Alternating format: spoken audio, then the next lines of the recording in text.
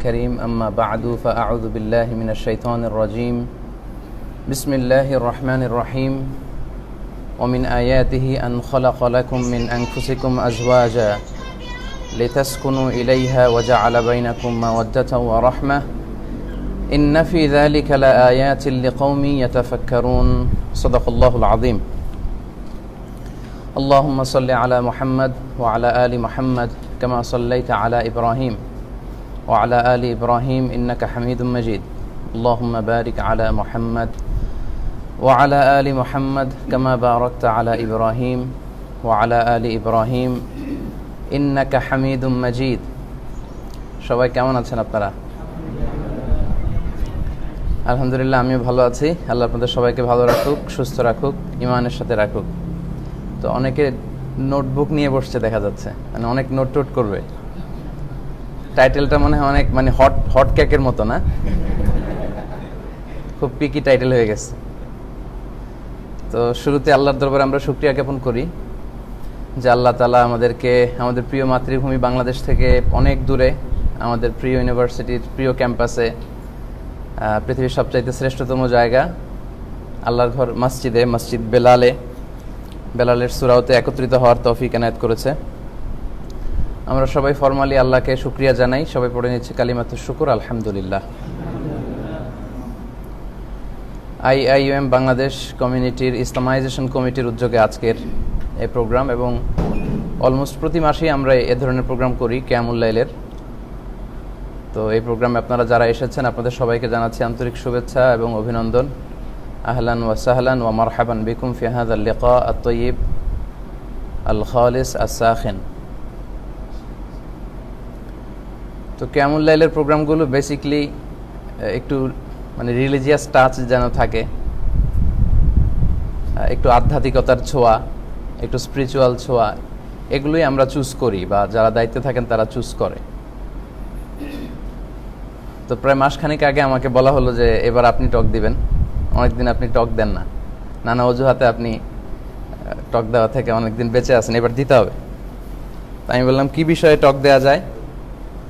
তো কিছু বিষয় নিয়ে কথা বলতেছিলাম।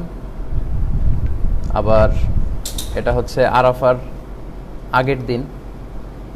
তো হজ নিয়ে আলোচনা করলে দেখা যাবে এখানে অনেকের উপরে হজ ফরজ হয় নাই, বা আমরা হয়তো অনেক পরে হজে যাব, এত আগে হজের নিয়মকানুন শেয়ার করলে পরে খেয়াল থাকে না।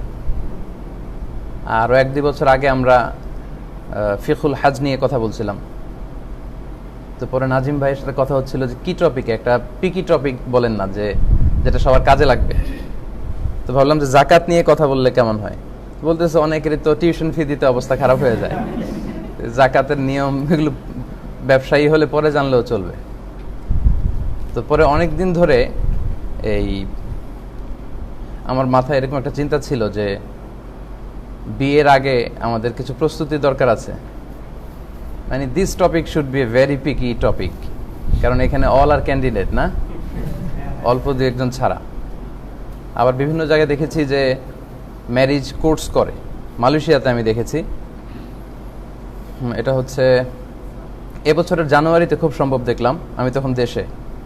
এখানে একটা স্টুডেন্ট ডিভিশন থেকে একটা আমাদের আইএম এর অফিসিয়াল ওয়েবসাইটে একটা অ্যানাউন্সমেন্ট দেখলাম, ম্যারিজ কোর্স। এটাতে আবার ইন্টারন্যাশনালরা অ্যালাউড না, অনলি ফর মালয়েশিয়ানস। স্টাফরাও যেতে পারবে, টিচাররাও যেতে পারবে, স্টুডেন্টরা যেতে পারবে। তো এগুলো দেখে মাঝে মাঝে আমি ভাবতাম যে এরকম একটা ওয়ার্কশপ করা দরকার।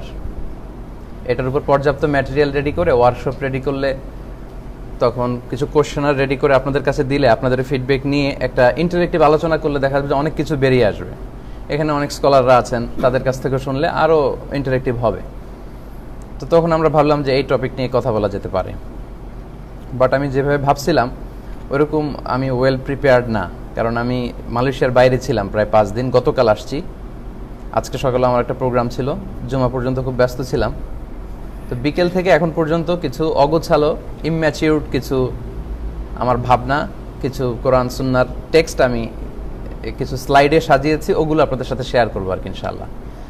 আর যেটা ভাবছিলাম কোশ্চেনার রেডি করে, আমার একটা সালাতের ওয়ার্কশপ আছে, আল্লাহ রাসূল সাল্লাল্লাহু আলাইহি ওয়াসাল্লাম কীভাবে সালাত পড়তেন, এটা খুবই ভালো একটা নাফিআ, খুবই উপকারী একটা ওয়ার্কশপ। এটা দেশে বিদেশে বিভিন্ন জায়গায় আমরা কন্ডাক্ট করেছি এবং মানুষরা অনেক উপকৃত হয়েছে। তো ওই রকম একটা ওয়ার্কশপও আমরা করার প্ল্যান করবো ইনশাআল্লাহ এটা পরবর্তীতে। তো আজকে আমাদের হাতে ম্যাটেরিয়াল যা আছে এগুলো নিয়ে আমরা কিছু কথা বলি। টপিকটা সম্পর্কে বলেছে আমাদের ছোট ভাই সিফাত। সিফাত খুব সুন্দর করে বলতেছিল, সে একেবারে দুনিয়া থেকে হিসাব মিলায় জান্নাত পর্যন্ত নিয়ে গেছে, যে এখানে একসাথে থাকবো তা না, বরং আমরা জান্নাতেও একসাথে থাকবো। আসলে বিয়ের উদ্দেশ্য এমনই হওয়া উচিত। আপনাদের বা তোমাদের অনেকের এখন যে বয়সটা, যে সামনে বিয়ে করবে, এই সময়টাতে অনেক ফ্যান্টাসি কাজ করে, যেটা বাস্তব জগতে গেলে তখন ওই ফ্যান্টাসির সাথে রিয়েলিটি যখন মিলানো হয় তখন বোঝা যায় যে বাস্তবতাটা কেমন। সো আমার কিছুটা অভিজ্ঞতা আছে, 5 বছরের অভিজ্ঞতা বিয়ের, 2 সন্তানের বাবা। সো ওই আলোকেও কিছু শেয়ার করা যাবে, আর কোরআন সুন্নাহর আলোকেও শেয়ার করা যাবে। তো প্রি ম্যারিজ এসেনশিয়ালস সম্পর্কে আমাদের জানা দরকার এই কারণ এটা খুব গুরুত্বপূর্ণ একটা লাইফ ইভেন্ট আমাদের জীবনে। আমরা সবসময় অপেক্ষা করি যে কবে আমাদের বিয়ে হবে, এই সময়টাতে হয়তো হবে, এবং আমরা ভাবি যে আমার লাইফ পার্টনার, সোলমেট, লাইফমেট কেমন হবে, এরকম এই বিষয়ে অনেক জল্পনা কল্পনা আমাদের থাকে। সো এত বড় একটা লাইফ ইভেন্ট সম্পর্কে আমাদের খুব less discussion in our country, কম আলোচনা হয়। ইয়াংরা অনেক কনফিউশনে ভোগে, এবং বর্তমান সময়ে ইয়াংরা যেই ক্রাইসিস ফেস করে এগুলোকে অ্যাড্রেস করার মতো স্কলারও আমাদের দেশে কম। সো আমি অনেকদিন ধরে ভাবছিলাম এই বিষয়গুলো নিয়ে একটু খোলামেলা কথা বলা দরকার। আমাদের দেশে আপনারা জানেন যে এই গভর্নমেন্ট খুব সম্ভবত যৌন শিক্ষা নামে একটা বই পাঠ্য করছে না, 6 থেকে। ইন্ডিয়াতে আরও আগে শুরু করে ফেলছে। ওয়েস্টে ওরা সেক্সুয়াল ওরিয়েন্টেশন নামে ওরা করায়। তো এগুলো নিয়ে আমাদের কম কাজ হওয়ার কারণে অনেকেই খুব মানে কি বলে, কমফোর্ট জোন থেকে বেরিয়ে এগুলো নিয়ে কথা বলতে চায় না। ইভেন আমরা আমাদের যে রক্ষণশীল ফ্যামিলি, এগুলোতে বাবা মায়ের সাথে বিয়ে নিয়ে খুব বেশি খোলামেলা আলোচনা করে আমরা অভ্যস্ত না। ফলে অনেক বিষয়ে আমরা ডিলেমাতে ভুগি, ইনডিসিশনে ভুগি। আপনাদেরও এরকম কমপ্লেক্সিটি থাকতে পারে। সো এজন্য এই বিষয়টা নিয়ে আসলে কাজ করা দরকার।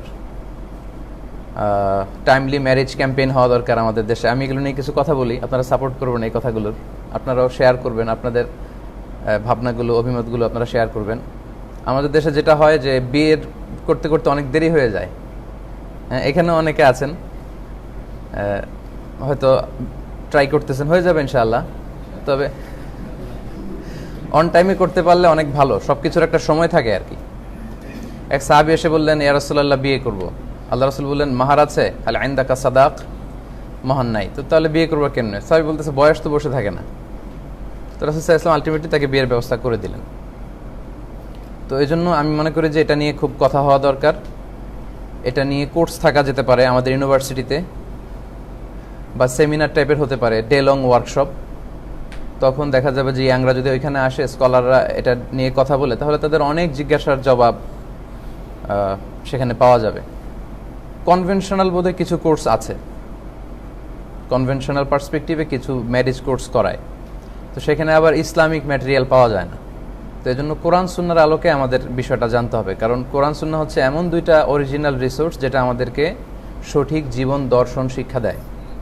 এজন্যই আমাদের এই বিয়ের মতো এত বড় গুরুত্বপূর্ণ ইভেন্টটা কীরকম হওয়া উচিত, তার আগে কীভাবে যাচাই বাছাই বা ডিসিশন নিব, এগুলো কোরআন সুন্নাহর আলোকে আমাদের জানা দরকার, যেহেতু কোরআন সুন্নাহ আমাদেরকে সঠিক জীবন বোধ বা জীবন দর্শন শিক্ষা দেয়। তো এই জন্য আজকে আমরা এই বিষয়ের উপর কথা বলবো, pre marriage essentials and Islamic perspective. মানে বিবাহ পূর্ব যে বিষয়গুলো আমাদের মাথায় রাখা দরকার, খেয়াল রাখা দরকার বা প্রস্তুতি নেওয়া দরকার। শুরুতে আমি বলেছি যে এই আইডিয়াটা আসছে মূলত আইআইএম এর একটা ওয়েবসাইটের ইয়ে থেকে। আমি এটা ছবি নিয়ে রাখছিলাম, ইয়ে থাকলে আপনাদের দেখানো যায়। তো এই হচ্ছে আইআইএম এর অ্যানাউন্সমেন্ট, যেখানে যে ম্যারেজ কোর্সের একটা ইয়ে দেখছিলাম। তো প্রজেক্টর থাকলে এগুলো সব দেখানো যেত। তো এটা দেখেই আমার কাছে এটার ইম্পর্টেন্স বা সিগনিফিকেন্সটা আমার কাছে মাথায় আসলো, এবং দেখলাম যে এটা খুব লাইফ ওরিয়েন্টেড। দেশে যদি এই সেমিনার করা হয় চলবেও ভালো, কারণ খুব স্ট্রেসে থাকে, খুব ইনডিসিশনে থাকে, সবাই চাইবে যে এই ব্যাপারে এত পুরো গুরুত্বপূর্ণ একটা বিষয় আমরা কিছু জেনে নেই, একটু প্রিপেয়ার্ড থাকি। আচ্ছা, এবং এটা খুব বেনিফিশিয়াল হবে দেশে শুরু করলে আশা করি।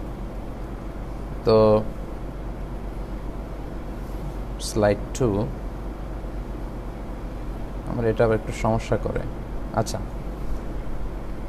তো পুরো আলোচনাটায় আমি 3টা ভাগে কথা বলবো, 3টা পয়েন্ট নিয়ে কথা বলবো। প্রথম পয়েন্টটা হচ্ছে জেনারেল ডিসকাশন অন ম্যারেজ অথবা ইম্পর্টেন্স অফ ম্যারেজ, খুবই সংক্ষেপে বিয়ের গুরুত্ব নিয়ে কথা বলবো।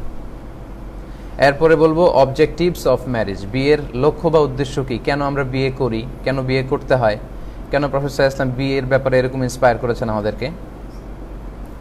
এবং সবশেষে আমরা বলবো যে টপিকটা আমরা সাজিয়েছি প্রি ম্যারেজ এসেনশিয়ালস বা প্রিপারেশন ফর ম্যারেজ, বিয়ের জন্য কীভাবে প্রস্তুতি নিতে হয়, কী কী বিষয় মাথায় রাখা উচিত, কিভাবে স্টেপ বাই স্টেপ আমাদের আগানো উচিত। তাহলে বাংলায় যদি বলি তাহলে এভাবে বলা যায় যে প্রথম কথা হচ্ছে বিয়ের গুরুত্ব, দ্বিতীয় কথা হচ্ছে বিয়ের লক্ষ্য বা উদ্দেশ্য, তৃতীয় কথা হচ্ছে বিয়ের প্রস্তুতি, তাই না? প্রথমে হচ্ছে বিয়ের গুরুত্ব, আমার সাথে সাথে বলেন, প্রথমটা বিয়ের গুরুত্ব, দ্বিতীয়টা বিয়ের লক্ষ্য বা উদ্দেশ্য, আর 3 নম্বরে বিয়ের প্রস্তুতি। তাহলে আমরা একটু গুরুত্বের ব্যাপারে শুনি।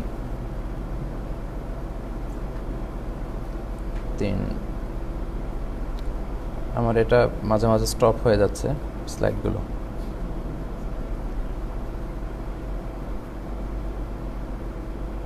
কাজ করতেছে না। আচ্ছা, 4 নম্বর স্লাইড। আচ্ছা, বিয়ের গুরুত্বের ব্যাপারে আমরা যেটা বলবো সেটা হচ্ছে বিয়েটা কিন্তু প্রথম বিয়েটা সংগঠিত হয়েছিল জান্নাতে, এটা তো আপনারা জানেন না? কার কার মাঝে? আমাদের আদি পিতা আদি মাতা। তার মানে আমরা এটা বলতেই পারি যে বিয়েটা একটা জান্নাতি সম্পর্ক, তাই না? ওয়াকুলনা ইয়া আদাম উসকুন আনতা ওয়া যাওজুকাল জান্নাহ, আল্লাহ বললেন যে আর আমি বললাম হে আদম, তুমি এবং তোমার জাউজ মানে তোমার জোড়া বা তোমার স্ত্রী তোমরা দুজনে মিলে জান্নাতে বসবাস করো। তো এই যে জাউজ, এই জাউজ শব্দটা প্রমাণ করে তাদের মধ্যে বিয়ে হয়েছিল জান্নাতে। তার মানে পৃথিবীর এই মানব জাতির প্রথম বিয়েটা সম্পাদিত হয়েছিল কোথায়? জান্নাতে। তাহলে বলা যায় যে বিয়ের সম্পর্কটা এটা একটা জান্নাতি সম্পর্ক। এবং আদম আলাইহিস সালাম এবং হাওয়া আলাইহাস সালাম তারা হচ্ছেন এই পৃথিবীর সর্বপ্রথম দম্পতি, না? The first couple in this universe. পৃথিবীর প্রথম স্বামীকে আদম আলাইহিস সালাম, প্রথম স্ত্রী হাওয়া আলাইহাস সালাম। মজার ব্যাপার হচ্ছে এই দুইজনের কোনো শৈশব কৈশোর ছিল না। আমাদের শৈশব আছে না? কৈশোর আছে। আদম আলাইহিস সালামের শৈশব আছে, কৈশোর আছে। পৃথিবীতে এসেই দেখেন যে যুবক তিনি। আর হাওয়া আলাইহিস সালামকে ছোট করে তৈরি করা হয়নি, যুবতী করে তৈরি করা হয়েছে। তার মানে ওনারা দাম্পত্য জীবন দিয়ে ওনাদের লাইফ শুরু করেছিলেন আর কি। স্বামী স্ত্রী, বাংলাদেশে এগুলো নিয়ে আবার অনেক গান করে, স্বামী আর স্ত্রী বানায় যে জন্ম স্ত্রী, সে বড় আজব কারিগর ও মনরে সে বড় কঠিন কারিগর। তো এগুলো আপনারা ভালো জানেন, এগুলো আমার বলার দরকার নাই। তো এই যে স্বামী স্ত্রী, এই সম্পর্কটা জান্নাতি সম্পর্ক। এবং আদম আলাইহিস সালাম এবং হাওয়া আলাইহিস সালাম ওনারা স্বামী স্ত্রী হয়েই তাদের জীবন শুরু করেছিলেন। এবং পৃথিবীতে সব নবীরা কিন্তু বিয়ে করেছেন, এক্সেপ্ট 1-2 জনের কথা পাওয়া যায়। কে করে নাই বলতে পারবেন? ঈসা আলাইহিস সালামের ব্যাপারে বলা হয়। ইয়াহইয়া আলাইহিস সালামের কথা তো কোরআনেই আছে। হ্যাঁ, সাইয়্যিদা ওয়া হাসুরা, তিনি ছিলেন নেতা এবং তিনি ছিলেন হাসুর, মানে নারীদের প্রতি অনাসক্ত। তো এটাকে আবার খারাপ হিসেবে উপস্থাপন করা হয়নি কোরআনে, পজিটিভলি। ওনার কিছু পারপাস ছিল, কারণ ছিল, ওই কারণে উনি বিয়ে করেননি। এছাড়া এই যে লক্ষাধিক প্রফেটের কথা আমরা জানি, সবাই বিয়ে করেছেন। এবং আল্লাহ রাসূল সাল্লাল্লাহু আলাইহি ওয়াসাল্লামও বিয়ে করেছেন। কয়টা? 11টা। ওকে। এবং রাসূল সাল্লাল্লাহু আলাইহি ওয়াসাল্লাম বলেছেন আন নিকাহু মিন সুন্নতি ফামান রাগিবা আন সুন্নতি ফালাইসা মিন্নি, বিয়ে হচ্ছে আমার সুন্নাত, যে আমার সুন্নাতকে অপছন্দ করে বা মুখ ফিরিয়ে নেয় সে আমার দলভুক্ত হতে পারে না। এটা একটা ওয়ার্নিং যে আমার সুন্নাতকে যাতে কেউ ঘৃণা না করে। আর প্রফেটের সুন্নাই তো আমাদের আদর্শ। তাহলে বোঝা গেল আল্লাহ রাসূল সাল্লাল্লাহু আলাইহি ওয়াসাল্লাম নিজেও বিয়ে করেছেন। এবং সহিহ বুখারীতে একটা হাদিস পাওয়া যায়, এক সাহাবী বললেন যে আমি রাতে সারা রাত তাহাজ্জুদ পড়বো, ঘুমাবো না। একজন বলল আমি সওমে বিশাল করবো, মানে টানা রোজা রাখবো, রোজা ভাঙবো না। আরেকজন বলল আমি আর স্ত্রীদের কাছে যাব না, আমি শুধু ইবাদতই করবো। তো এই কথাগুলো রাসূল সাল্লাল্লাহু আলাইহি ওয়াসাল্লাম শুনে সবাইকে ডাকলেন, ওদেরকে ইন্ডিকেট করে বলেন নাই, কারণ রাসূল সাল্লাল্লাহু আলাইহি ওয়াসাল্লামের কারেকশনের নিয়ম ছিল নাম ধরে কারেকশন করতেন না, তাহলে হয়তো লজ্জা পাবে বা এম্বারাসিং একটা সিচুয়েশন হবে। উনি ইন জেনারেলি নাসিহাত করতেন, ফলে যার যেটা বোঝার বুঝে নিত। উনি বললেন যে কি হলো লোকদের, তোমাদের মধ্যে অনেকে নাকি বলে যে সারা রাত তাহাজ্জুদ পড়বে, ঘুমাবে না। আবার অনেকে বলে যে রোজা রাখবে, ভাঙবে না। অনেকে বলে স্ত্রীর কাছে যাবে না। তো উনি বললেন শ্রেষ্ঠ তাহাজ্জুদের সালাত হচ্ছে রাতের কিছু অংশ ঘুমাবে, কিছু অংশ তাহাজ্জুদ, এটা শ্রেষ্ঠ। আবার একদিন রোজা রাখবে, আরেকদিন রাখবে না, এটা শ্রেষ্ঠ। আর স্ত্রীদের কাছে যাবে এবং ইবাদতও করবে, এটাই সবচেয়ে শ্রেষ্ঠ। আল্লাহ রাসূল বললেন, আমি তো নবী এবং তোমাদের মধ্যে আমি হচ্ছে আতখান নাস, সবচেয়ে বেশি মুত্তাকি। আল্লাহ রাসূল সাল্লাল্লাহু আলাইহি ওয়াসাল্লামের চেয়ে কি বেশি মুত্তাকি হওয়া সম্ভব? সম্ভব না। রাসূল ইসলাম বললেন, আমি এত বড় মুত্তাকি হই, আমি আল্লাহকে ভয় পাই বেশি, আমি আল্লাহর প্রিয় ভাজন বেশি, তারপরেও আমি এতগুলো স্ত্রীর সাথে সম্পর্ক রেখে নবী থাকতেও আমার সমস্যা হয় না, তোমাদের এত সমস্যা কিসের?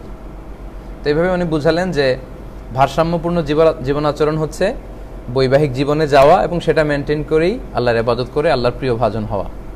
তো এই হাদিসগুলো প্রমাণ করে যে রাসূল সাল্লাল্লাহু আলাইহি ওয়াসাল্লাম বিয়ের ব্যাপারে উৎসাহিত করেছেন। আরেকটা হাদিসে সরাসরি যুবকদেরকে উদ্দেশ্য করে আল্লাহ রাসূল সাল্লাল্লাহু আলাইহি ওয়াসাল্লাম বলেছেন, বুখারীর বর্ণনা, ইয়া আইয়ুহাশ শাবাব মান ইসতাতা মিনকুমুল বাআতা ফালিয়াতাযাওয়াজ, হে যুবক সম্প্রদায়, তোমাদের যাদের সামর্থ্য আছে তোমরা বিয়ে করো। ফালিয়াতাযাওয়াজ, এটা অর্ডার, রাসূল সাল্লাল্লাহু আলাইহি ওয়াসাল্লামের রেকমেন্ডেশন, যে সামর্থ্য থাকলে, মানে ফিনান্সিয়াল ক্যাপাসিটি আর ফিজিক্যাল ক্যাপাসিটি, সুস্থ, টাকা পয়সা আছে, তারা যেন বিয়ে করে। আল্লাহ রাসূল সাল্লাল্লাহু আলাইহি ওয়াসাল্লাম বললেন, ফাইন্নাহু আগাদ্দু লিল বাসার, কারণ বিয়ে করলে চোখ হেফাজতে থাকে, ওয়া আহসানু লিল ফারাজ, প্রাইভেট হেফাজতে থাকে, লজ্জাস্থান, চরিত্র হেফাজতে থাকে। আর যারা বিয়ে করতে পারছে না, ওমান লাম ইয়াস্তাতি ফাআলাইহি বিসসাওম ফাইন্নাহু লাহু উইজা, আর যাদের সামর্থ্য নাই তারা যেন সিয়াম পালন করে, কারণ সিয়ামের দ্বারা আপনার নিজের প্রবৃত্তিকে আপনি নিয়ন্ত্রণ করে রাখতে পারবেন। তাহলে এই যে এই হাদিসের শুরুর অংশ দেখেন, হে যুবকেরা, যাদের সামর্থ্য আছে তোমরা কি করো? বিয়ে করো। তাহলে বোঝা গেল সব নবীরা বিয়ে করেছেন, রাসূল সাল্লাল্লাহু আলাইহি ওয়াসাল্লাম বিয়ে করেছেন, বিয়ে করতে বলেছেন, বিয়ের ব্যাপারে উৎসাহিত করেছেন। That means marriage is the main stream. বিয়ে করাটা এটাই মেইন স্ট্রিম, বিয়ে না করা এটা এক্সেপশনাল। বিয়ে না করে থাকাটা কি? এক্সেপশনাল, এটা জায়েজ আছে। যেমন আপনারা সহিহ মুসলিম শরীফের যে ব্যাখ্যা করেছেন, উনি হচ্ছে ইমাম আন-নাওয়াবী, উনি বিয়ে করেননি। আরেকজন স্কলার, আপনারা সবাই নাম চিনবেন, ইমাম ইবনু তাইমিয়া, বিয়ে করেননি। বাট ওনার কাছে আসলে উনি বলতো যে, ইমাম শাফিও খুব সম্ভব বিয়ে করেননি, তো আসলে বলতো যে আমার কিছু কজ আছে, এজন্য আমি করি না, তুমি করো, বিয়ে করো, তুমি সওয়াব পাবে, তুসাব, সওয়াব পাবে। তারপর আপনারা তাফসিরে তাবারির রচয়িতা ইবনু জারির আত-তাবারি জীবনে অনেক লিখেছেন, মানে উনি জীবনে যতদিন বেঁচে ছিলেন ওই সময়টাকে যদি ওনার কত পৃষ্ঠা লিখেছেন ওটা দিয়ে ভাগ করা হয়, তাহলে দেখা যেত উনি প্রতিদিন 87 পেজেস লিখেছেন। প্রতিদিন 87 পৃষ্ঠা আমরা পড়তে পারি? উনি লিখতেন।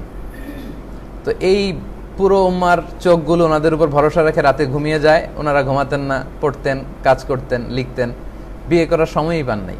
এটা এক্সেপশনাল, বাট এটা মেইন স্ট্রিম না। মেইন স্ট্রিম কি করা? বিয়ে করা। আপনারা কেউ প্ল্যান করে রাখছেন না কেবল ওনাদের মতো হবেন? মেইন স্ট্রিমে থাকবেন ইনশাআল্লাহ। তাহলে বোঝা গেল যে প্রচুর বিয়ে করা দরকার।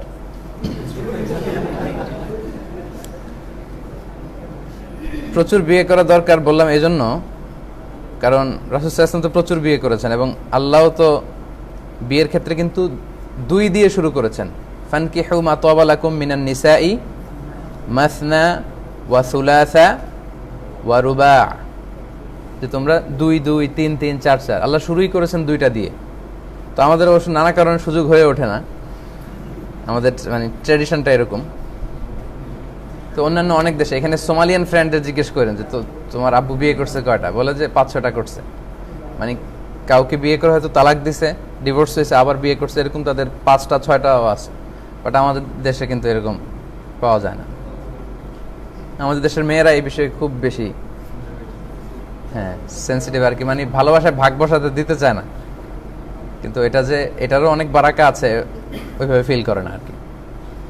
আচ্ছা, তাহলে বলতেছিলাম যে বিয়ে যদি কেউ করতে চায় একাধিক, এটাও কিন্তু শরিয়াতে এটার সুযোগ আছে। এবং যারা নিজের চরিত্র হেফাজত করার উদ্দেশ্যে বিয়ে করে তাদেরকে সাহায্য করা আল্লাহ নিজের উপর ওয়াজিব করে ফেলেছেন। এটা সুনানে তিরমিজির হাদিস, হাদিসটা একটু পড়ি। আন আবি হুরায়রা রাদিয়াল্লাহু আনহু আন্না নবী সাল্লাল্লাহু আলাইহি ওয়াসাল্লাম ক্বাল, আবু হুরায়রা রাদিয়াল্লাহু তাআলা আনহু বর্ণনা করেন আল্লাহ রাসূল সাল্লাল্লাহু আলাইহি ওয়াসাল্লাম বলেন, সালাসাতুন হাক্কুন আলাল্লাহি আউনুহুম, 3 শ্রেণীর ব্যক্তি আছে যাদেরকে হেল্প করা, সাহায্য করা আল্লাহর জন্য ওয়াজিব, আল্লাহ নিজের জন্য অবধারিত করে ফেলেছেন। এক হচ্ছে আল মুজাহিদ ফি সাবিলিল্লাহ, যে আল্লাহর রাস্তায় জিহাদ করে। 2 হচ্ছে আল মুকাতাব আল্লাযী ইউরিদুল আদা, এমন দাস যে মুক্তির জন্য টাকা জোগাড় করতেছে। আর 3 নাম্বার হচ্ছে আন নাকিহ, মানে বিয়ে করতে চায়। সে চাচ্ছে যে আমি বিয়ে করে আমার চরিত্রটাকে আমি হেফাজত করি, এরকম পুরুষ। আর না কে বিয়ে করতে চায় আল্লাযী ইউরিদুল আফাফ, বিয়ে করে নিজের পুত পবিত্রতাকে এনশিওর করতে চায়, এরকম যুবকদেরকে সাহায্য করা আল্লাহর উপর আবশ্যক, আল্লাহ নিজেই আবশ্যক করেছেন। সো আশা হারানো যাবে না, আল্লাহ আপনাদের সাপোর্টে আছে ইনশাআল্লাহ, বা আল্লাহ আমাদের সাপোর্টে আছে। তো এই জন্য টাইমলি ম্যারেজের ব্যাপারের জন্য অলওয়েজ আমরা সিনসিয়ার থাকি। 5 নাম্বার স্লাইড গেল। আচ্ছা, আমার ইয়েটা একটু কাজ করতেছে না। 6 নাম্বার। আচ্ছা, বলতেছিলাম যে ম্যারেজ ব্রিংস বারাকা ইন লাইফ, বিয়ে জীবনে বরকত নিয়ে আসে। একে তো আল্লাহর সাহায্য, আর এই আল্লাহর সাহায্যের বদলতে অনেক বারাকা আসে। বিবাহিতদের সাথে কথা বলে দেখবেন যে বিয়ের আগের লাইফের বারাকা বিয়ের পরের লাইফের বারাকায় পার্থক্য আছে। আমি নিজেও এর মানে ফল পেয়েছি। বিয়ের আগে যা বারাকা, বিয়ের পরে বারাকা আল্লাহ বাড়িয়ে দিয়েছেন।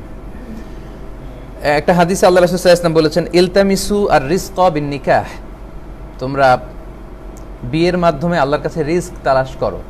এমনি আপাত দৃষ্টিতে মনে হয় আরে নিজেই তো চলতে পারি না, আরেকজন আসলে তাকে খাওয়াবো কি, এরকম হয় না? এরপর বেবি একটা হলে তো 3 জন। খেয়াল রাখবেন, আপনার স্ত্রী আপনার রিজিকে ভাগ বসাতে আসে না, সে তার রিজিকে আপনার জন্য নতুন গিফট নিয়ে আসে আল্লাহর পক্ষ থেকে। এবং আপনার সন্তানেরাও আপনাদের রিজিকে ভাগ বসাতে আসে না, সে তার রিজিক তো নিয়ে আসে, নতুন আল্লাহর পক্ষ থেকে হাদিয়া নিয়ে আসে। সো এটা বারাকার কারণ। তো এই যে আল্লাহ রাসূল বলছেন ইলতামিসু আর রিজকা বিন নিকাহ, বিয়ের মাধ্যমে রিস্ক তালাশ করো। এটার ব্যাখ্যায় আল ইমাম আল মানাবি উনি তার তাফসিরে বলেছে, এটার হাদিসের তাফসিরে বলেছেন যে ফাইন্নাহু জালিবুন লিল বারাকা, বিয়ে বরকতকে টানে, অ্যাট্রাক্ট করে, বিয়ে বরকতকে অ্যাট্রাক্ট করে। জারুন লির রিজকি, এবং রিস্ক বাড়ায়, রিস্কের সাথে এটা সম্পৃক্ত। মুয়াসসিউন ইযা সালাহাতিন নিয়া, তবে নিয়াতটা ভালো হতে হবে। ইখলাসের নিয়তে যদি আপনি বিয়েটা করেন তখন এই বারাকা বা রিস্ক আপনার কাছে আসতে থাকবে। আচ্ছা, আল্লামা জামাকশারি উনি বলেছেন ওয়ার রিস্কু, এই হাদিসে রিস্কের মানে হচ্ছে আল হাযযু ওয়ান নাসিবু, আপনার গুড লাক আসতে থাকবে। খালি আমরা বলি না লাকটা ফেভার করে নাই, খালি বিয়ের পরে খালি লাক ফেভার করবে। আচ্ছা, মাতউমান আও মালান, খাবারের দিক থেকে রিস্ক বাড়তে পারে, আও মালান ওয়েলথ, সম্পদের দিক থেকে রিস্ক বাড়তে পারে, আও ইলমান নলেজের দিক থেকে রিস্ক বাড়তে পারে, আও ওয়ালাদান অথবা সন্তানের দিক থেকে রিস্ক বাড়তে পারে। সন্তান পাওয়া এটা রিস্ক না, অনেকে মনে করে যে যেটা খাইতে পারে এটাই বোধহয় রিজিক। না, সবটাই রিজিক। আপনার সুন্দর চেহারা, আপনার সম্পদ, আপনার ব্যক্তিত্ব, আপনার সুস্বাস্থ্য, হ্যাঁ, মানুষের কাছে আপনার গ্রহণযোগ্যতা, যত ধরনের নেয়ামত হতে পারে সবটাই আল্লাহর পক্ষ থেকে রিস্ক। বিয়ের মাধ্যমে এই রিস্ক শুধু আসতে থাকে, এই হাদিসে বলা হয়েছে। আরেক হাদিসে আল্লাহ রাসূল সাল্লাল্লাহু আলাইহি ওয়াসাল্লাম বলেছেন তাযাওয়াজুন নিসা ফাইন্নাহুন্না ইয়াতিনা বিল মাল, তোমরা নারীদেরকে বিয়ে করো কারণ ওরা সব মাল নিয়ে আসে, সম্পদ নিয়ে আসে। একই কথা আর কি। সূরা নূরেও এটার সাপোর্টে আল্লাহ বলেছেন ইয়াকুনু ফুকারা ইউগনিহিমুল্লাহু মিন ফাদলিহি ওয়াল্লাহু ওয়াসিউন আলিম। হ্যাঁ, এই আয়াতটাও এটার সাপোর্ট, যে তারা বিয়ে করতে চাইলে আল্লাহ নিজের ফদলে তাদেরকে ধনী বানিয়ে দিবেন যদি চেষ্টাটা থাকে। তাহলে এই হাদিস এবং এই আয়াতের মাধ্যমে আমরা বুঝতে পারলাম যে বিবাহ বারাকা নিয়ে আসে আমাদের জীবনে। 6 নম্বর স্লাইড শেষ।